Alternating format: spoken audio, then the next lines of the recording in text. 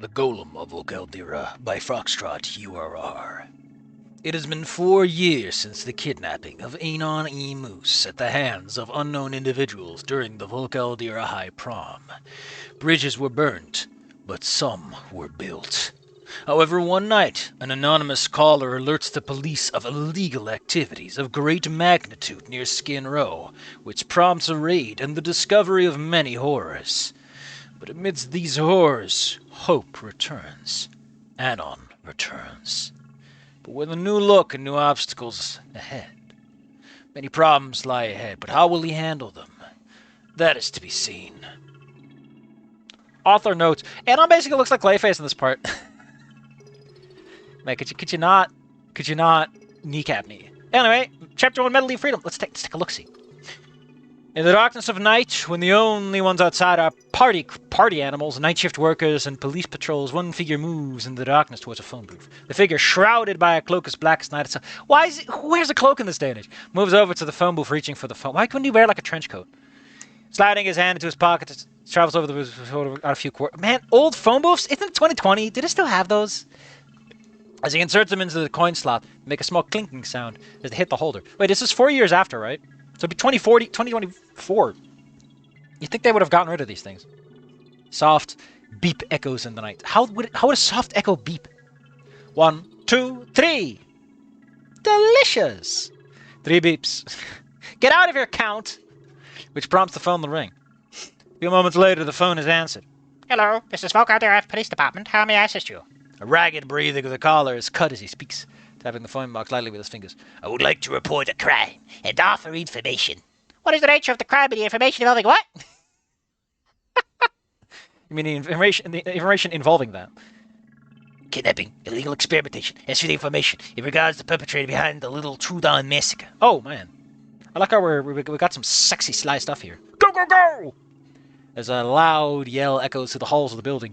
Many hard and loud footsteps echoing. Man, this guy really loves things being loud and echoey. Get out of the warehouse! Through the halls as well.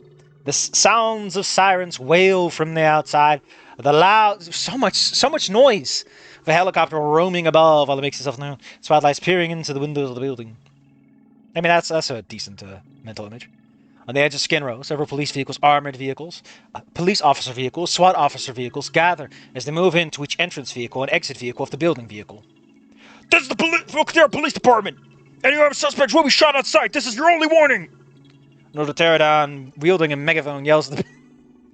Okay, it was kind of cool if they were standing at the door, but he's just yelling at a building. This makes me immediately think of, like, ugh, at least put him behind a car. The warning echoing at deepest parts of the structure. Of course, everything is fucking echoing around here, because no one hangs up any goddamn curtains or drapes. As SWAT officers move in deeper, gunshots erupt from the halls. Muzzles flash. Muzzles of pistols and automatic rifles flash and flicker in the darkness. The suspects in the building open fire. Oh shit, he's speaking Italian. Excuse me, I need to translate this. Oh no, it's just die American dogs. Actually, I would have guessed this was American, because it's got the Emmy. I should ask Como if this is like a good line. Because Como knows a little, he knows a little Russian.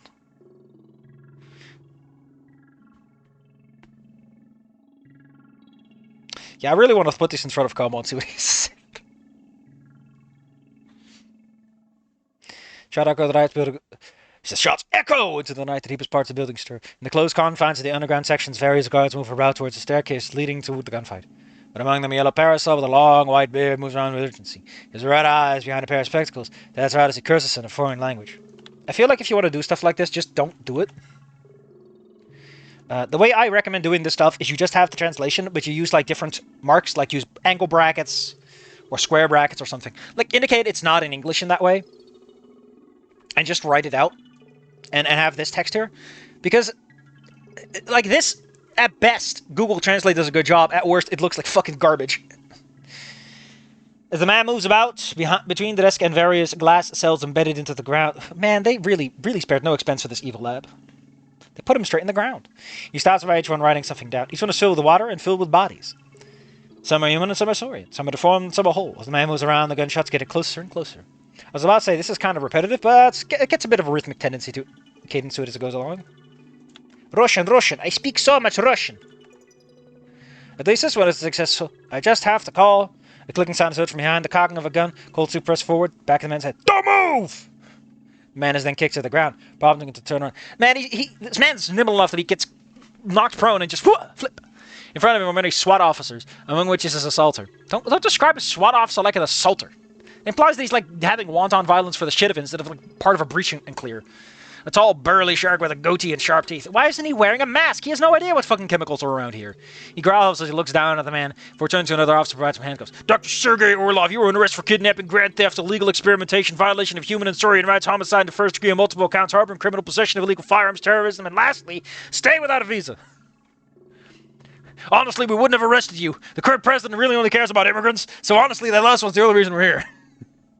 As he's apprehended, the SWAT leader turns forward as he looks upwards. Don't ever do that. Don't ever word yourself twice. His face turns to a frown that is so sudden realization. As he reads any one of the papers beside the glass canister, he grabs a walkie-talkie. Commissioner, we need an ambulance! Approximately 6 and 4. We got some human soldiers down here. Still breathing. Among one of them is... Man, I love those stupid little SWAT voices. I said that in One Escape. I'll say it here again. I just like it. I just think it's fun to have like some variety and like personage, as it were. Instead of all just school kids. Give me a butler. Another day, another dollar. One that I have to work to. Frankly, nothing eventful has happened so far. At least nothing yet.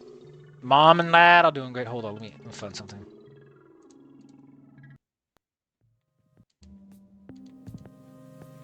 Mom and Dad are doing great, being happy for my success, but Lucy, she's not taking it so great. After what happened today, after he was taken from her, from us, it hasn't been the same ever since. This is...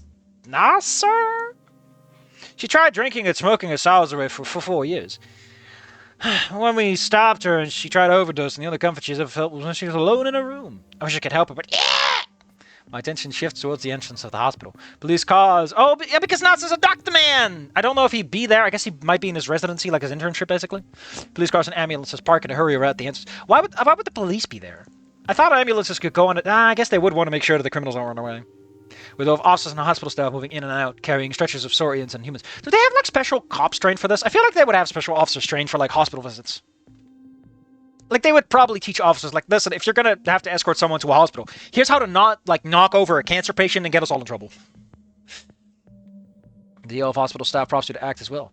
Some of them are normal looking, while a few look like their missing limbs are growing extrons. What the fuck is this? My eyes move to some of the deformed sections of their body that look like something out of a horror movie. I don't know what I'm looking at, but it doesn't feel real. Well, he described it as a horror movie, which implies that it's all fantastical. The last stretcher comes in with 2 figures accompanying it. One of them is Chet, who's now a SWAT officer. Ugh. Why do you have to explain he's a SWAT officer? We can connect the fucking dots ourselves, buddy. But also, I kind of appreciate that Chet turned into a SWAT officer. Of course he'd be a fucking bootlegger. He found his colleague after high school, and that was the Force! He didn't like being a cop because he couldn't punch enough people, so he joined SWAT. It's a bit boring between, but he does appreciate that he gets to beat up foreigners in between. And frankly, he seems happy with it, but right now his expression sours as he gazes forward. The other person is, Dad! It's my dad! So I'd assume to be involved in something like this, but the accompany the stretcher, unheard of. Dad, you're a commissioner. Go do something important. As he gazes to me, he nods to the doctors and nurses pushing the stretcher. On is a big figure, deformed and almost molten kind of disfiguration. They overlook at me. Dad looks at me with a sad expression. Dad, what happened? Who are these patients? Why are they all so badly injured? You're a doctor! That's your job! Why'd you stick around with that one?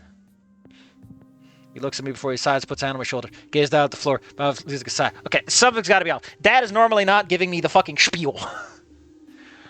No, sir. Man on that stretcher, it's Aaron. That's him. I stand there, perplexed by his words. My hands are numb, my brain trying to process it. My eyes widen, pupils into pricks. How the fuck would you know? His head turns back. There he is, on that stretcher, deformed an alien brought back after so many years. How the fuck would you recognize Anon if he looks more like a human mannequin than ever before? Nasser, we danced, seen some shit, and when we did the raid in the compound, when we found him in the gore death everywhere, Franklin. Dad seen too much for one night. I escorted him back home, but you want you to keep an eye on Anon. He's technically a suspect. We think he's responsible for ditching his girlfriend.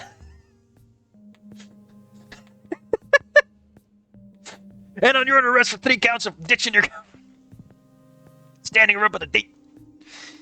He nods at me while I stand there, unsure what to do. You're a doctor, you know what to do. Dad stands aside, completely broke or whatever he saw. I mean, I guess again, if it's been 4 years, then odds are he's still like a resident, and he hasn't really seen like the worst of what can happen when you're at the shop. But hey, but as they move away, I suddenly feel my legs turn to jelly. I move to the side, fall out to a bench. I look down at my feet. How, after all these years, is this how I see him? Deformed and completely disfigured. Well, deformity tends to imply disfigurement. What the fuck happened to him in this long 4 years? To sit there, I get some look from my peers. One of them knows my initial reaction at Anon's arrival, an inquisitive bit of a knew him.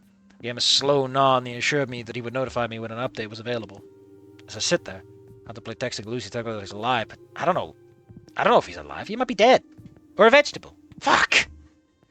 Minutes turned into hours, and I remained there, looking at my hands. I remember that day, the day of prom. Lucy's concert didn't go well, and she stormed off stage looking for Anon at the beach. I went after her, but Naomi stopped me. She spewed all that shit about how she's a broken miss and a bitch and many other things that I wish to remember. I broke up with her right then and there. Family matters more than some bitch who tries to manipulate people to making a deal, to making her ideal knight and boyfriend. Man, this song's pretty good, but it's a little quiet. This is some Rainworld, Garbage Worms. Really nice. Man, Rainworld's got a good soundtrack. Buy it. Buy it on the video games. You can buy it on Steam. It's great. As I got out there, I saw Lucy rushing towards a vehicle. A black SUV that had Anon kicking and screaming as he was pulled inside. Lucy tried with all her might to stop them, but she was tased on the spot, being knocked off as they sped off. Leaving me with Lucy in my hands, the rest came after us as I called for help and for the police to come. During the days after, nothing happened. No leads, nothing. I tried his best, even got the best of the department to try and locate Anon, but no luck. Lucy was devastated, but in the end, some connections and some would form. Don't fucking repeat that line like that. Like, use the same phrasing if you want to make it a motif. I just wish it was under different circumstances. After some time, I'm tapped on the shoulder by the same person who's met Anon before. He's stable, alive, but judging by the looks, he's probably in immense pain. I was about to turn away and think about calling Dad. They stopped me. He wants to see you. Why does he want to see me? Does he remember me? Would he even recognize me? I'm taken to his room. The blinds are closed so that no one can see inside, but I can hear the faint beeping from the machines inside. As I reach for the door handle, slowly crank it. The smell of earth and clay hits my nostrils. Not repugnant, relaxing like a garden. I turn my head to look at the bed, and there he is. Morphed, changed, disfigured. Skin is wrinkly, saggy. And he's bigger too, bulkier. Some parts are dry, like cracked dirt from a drought. His skin is darker, dark blue, kind of like mud or tar. And his eyes are green, fully green in fact, including the sclera, being some sort of light green part where his pupils would be. His gaze then turns to me. He shifts in his bed. Actually, should we just turn on hospital drones? Makes way more sense in this context.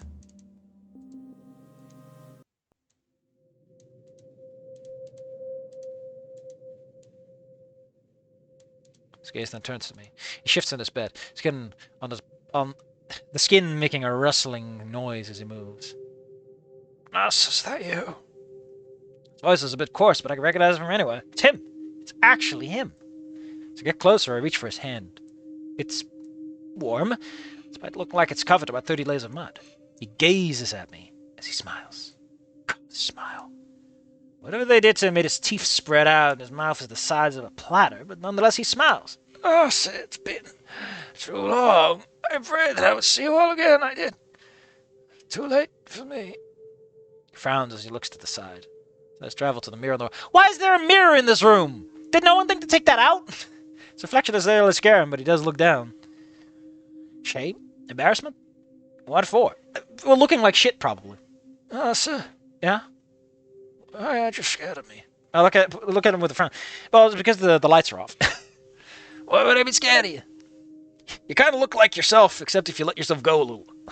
He sighs, puts a hand on his side, moves from top to bottom looking at me. Because of this?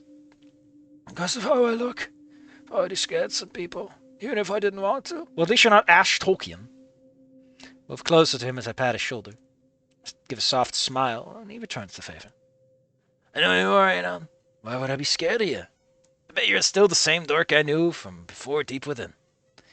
He chuckles a little bit, but then a sad expression returns. You think she'll be afraid of me? After all this time? I don't know if I will scare her or run her off. I look down. That, I don't know. Like my sister, just the notion that he's alive would bring her joy. maybe a little weirded out, but no, she still mourns you after all, even after all these years. She wants you to be with her. Also, and the reason I'm not freaked out is, do you have any idea what I see like 95% of the time? If you've seen a third-degree burn victim or like a chemical spill, like, shit, man, I've seen some stuff already. You're like half as good as that. Like, better. He chuckles a tiny bit as he releases a sigh of relief and a giggle.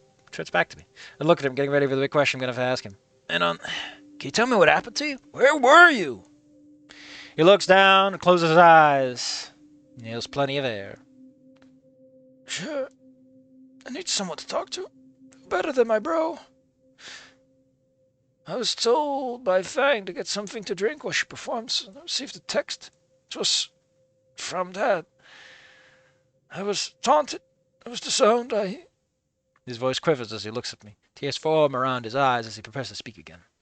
I remain there, listening, gritting my teeth at what he went through, even from the very start. I was sold like property to be used. You know, I was kind of expecting this to be a random kidnapping, but his dad? Anyway, there's only one chapter, so we don't have anything else to read. I like it, though.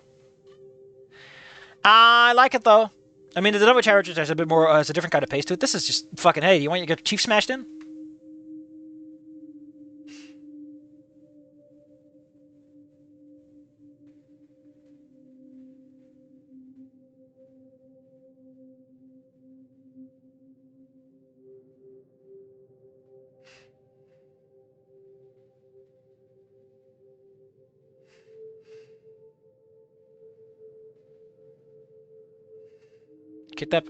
Tom Moore points out that if this is ending 2, then yeah, Anon does, like, fall unconscious, right? I would make this kidnapping when Anon was out cold off at the beach party, and no one would know he was kidnapped, so everyone would assume he just left. That would make Nasser hate him, and would also notice Anon was anticipation of going to confront him. By saying he's way too talkative. He is pretty talkative. At first you think that his mind is playing tricks on him. She'd be scared of his own shadow. So like Clayface, one of the other traits, like Saurians, patchy scales, deformed wings. Reminds you too much of sci-fi. You know, Tom Moore, I don't like your like genre mixing stuff, but yeah, I do feel it'd be more interesting if it was a bit more like not a blob. But I guess that is what Anon is. He's just kind of a wad of clay. I like it. I think it's got potential. At the very least, it sold me on the core premise. I don't know what you're gonna do with it. Like, if he's going to have powers or something. Well, actually, let's look at the tags. That can usually help. Human experimentation. Now, those are all, like, the setup stuff, so who knows? I don't know. I might just fall into the humdrum of just, oh, no, my friend Enon.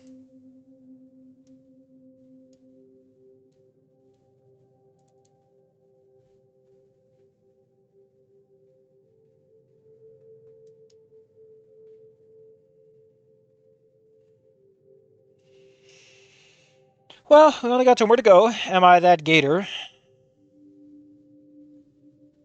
And, supernatural freeform gender bender. Oh. We're doing a Freaky Friday! Body swap! Hell yeah, baby. For fuck's sake, Inko, your legs don't work. Anyway, that was the golem of Vocal There High. I like it. I want to see more. Up, top, down, low, in the middle, too slow, as they say. Only 1 chapter, so we're going to have to wait. But, you know, some other ones where we got a little... The whole point of the Dryads is just see what's kind of like drifting around. That's not Spanish, because I can't read that.